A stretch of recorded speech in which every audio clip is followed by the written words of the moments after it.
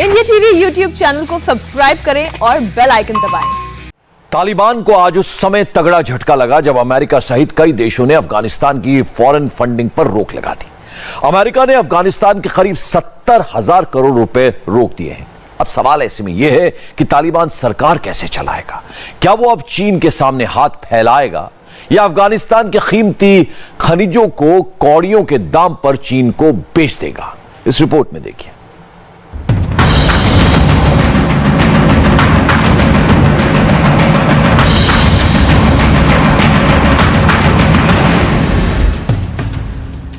अफगानिस्तान चीन के लिए इस समय सोने की खान है, जिसके पास उन कीमती खनिजों का भंडार है जिनकी कीमत आज की तारीख में करीब 7.5 लाख करोड़ रुपए है।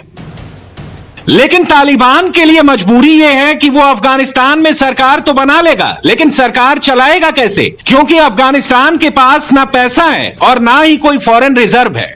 और सबसे बड़ा झटका यह है कि दुनिया भर से अफगानिस्तान को मिलने वाली फंडिंग भी बंद होनी शुरू हो गई है। अमेरिका ने अफगानिस्तान को 70,300 करोड़ रुपए का रिजर्व फंड फ्रीज कर दिया है। आईएमएफ ने भी 3,450 करोड़ रुपए का आपातकालीन रिजर्व फंड रोक दिया है।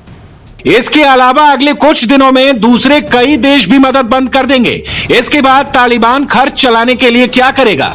इसका सीधा जवाब है कि अब तालिबान अफगानिस्तान में मौजूद बेशकीमती खदानों को चीन को सौंप देगा और चीन इन माइंस के लिए अरबों रुपए का मार्केट तैयार करेगा, क्योंकि अफगानिस्तान दुनिया के सबसे अमीर खनिज इलाकों में से एक है।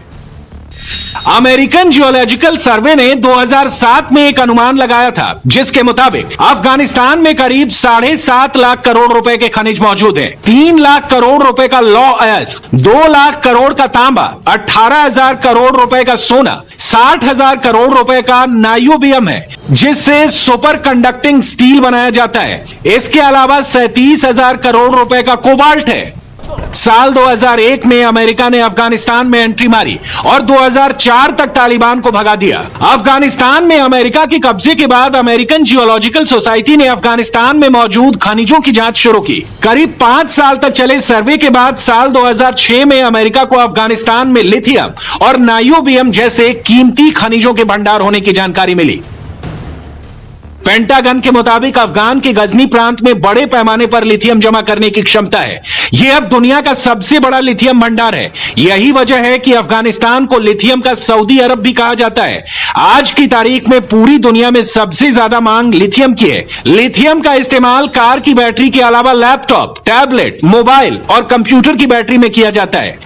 यही वजह है कि आने वाले समय में इलेक्ट्रिक कारों के बढ़ते बाजार में लिथियम आयन बैटरियों के बाजार बहुत तेजी से बढ़ रहा है। ऐसे में चीन की नजरें अफगानिस्तान की उन माइंस पर हैं जहां लिथियम खनिज के भंडार छुपे हुए हैं। इस लिथियम के इस्तेमाल से चीन इलेक्ट्रिक कारों के बाजार पर अपनी हुकूमत जमा सकता है। अमेरिकी रक्षा विभाग पेंटागन ने भी सऊदी अरब में अफगान लिथियम के बारे में कई खुलासे किए थे। इसके अलावा अफगानिस्तान में नायोबियम का भंडार मौजूद है। नायोबियम एक नरम धातु है जिसका इस्तेमाल सुपर कंडक्टिंग स्टील बनाने के लिए किया जाता है। यही वजह है कि चीन तालिबान को अपना दोस्त कहता आया है और आज तालिबान के कब्जे के बाद यही चाइनीज दोस्त सबसे ज्यादा खुश हैं, क्योंकि अब अफगानिस्तान की माइंस पर चीन खनिज निकालेगा और पूरी दुनिया में इसका व्यापार करेगा। हालांकि पेट्रोलियम सेक्टर में चीन पहले से अफगानिस्तान में माइनिंग कर रहा है। 2011 में चाइना नेशनल पेट्रोलियम कॉर्पोरेशन यानी सीएनपीसी के करीब 300 करोड़ रुपए में 25 साल के लिए कच्चा तेल निकालने का टेंडर किया था। इसमें करीब 87 मिलियन बैरल तेल का भंडार था। हालांकि अफगान में बड़ा तेल भंडार भी है। एक आंकड़े के मुताबिक अफगानिस्तान में करीब 16 मिलियन बैरल तेल और 15,000 ट्रिलियन क्यूबिक फीट प्राकृतिक गैस का भंडार होने का अनुमान है। इसके अलावा अफगानिस्तान की धरती में लगभग 1.5 करोड़ टन कीमती खनिज होने का अनुमान है। इसमें खास तौर पर तांबा, कोयला, लोहा, गैस, कोबाल्ट, पारा, सोना, लिथियम और थोरियम का दुनिया का सबसे बड़ा भंडार है। यही कारण है कि चीनी कंपनियों ने अफगानिस्तान की राजधानी काबुल से लगभग 40 किलोमीटर दूर लोगार प्रांत में तांबे की खदान के अधिकार भी हासिल कर लिए हैं। आज की तारीख में चीन बड़ी मात्रा में अफगानिस्तान से तांबे की माइनिंग कर रहा है और इस काम में पाकिस्तान चीन की मदद भी कर रहा है। अफगानिस्तान से अमेरिका के जाने के बाद चीन पाकिस्तान की मदद से अफगानिस्तान के माइनिंग इलाकों पर अपना कब्जा करना चाहता है। इससे व्यापार के अलावा मिडिल एशिया में चीन की ताकत और बढ़ सकती है।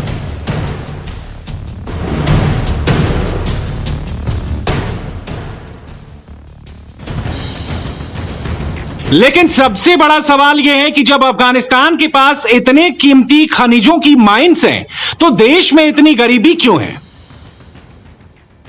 इसका सबसे बड़ा कारण है अफगानिस्तान में खराब सुरक्षा व्यवस्था, नियम और कानून की कमी और भ्रष्टाचार की वजह से अफगानिस्तान की माइनिंग मार्केट कभी विकास नहीं कर सका है। खस्ताहाल इंफ्रास्ट्रक्चर की वजह से ट्रांसपोर्ट और एक्सपोर्ट बेहद मुश्किल हो गए हैं। इसके अलावा अफगान सरकार ने टैक्स इतना ज्यादा लगा दिया कि निवेशक भी मिलने बंद हो गए।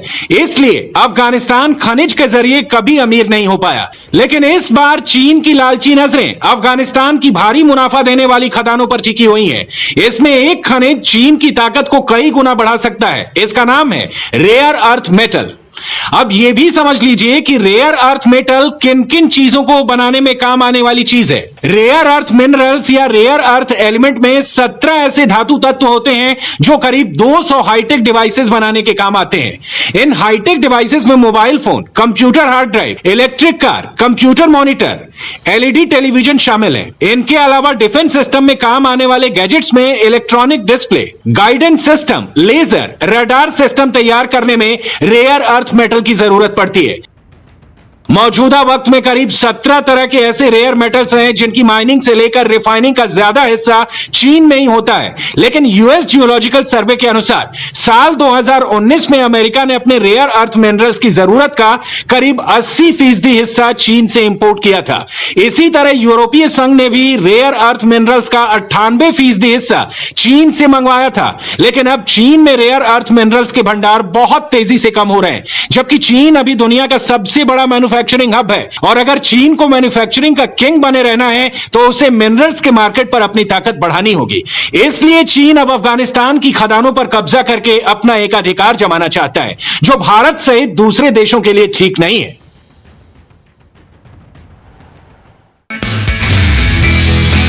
नमस्ते, मैं हूं मीनाक्षी जोशी। वीडियो और खबरों से अपडेट रहने के लिए India TV YouTube channel subscribe करें, बेल आइकन दबाना ना भूलें। जुड़े रहें इंडिया टीवी के साथ।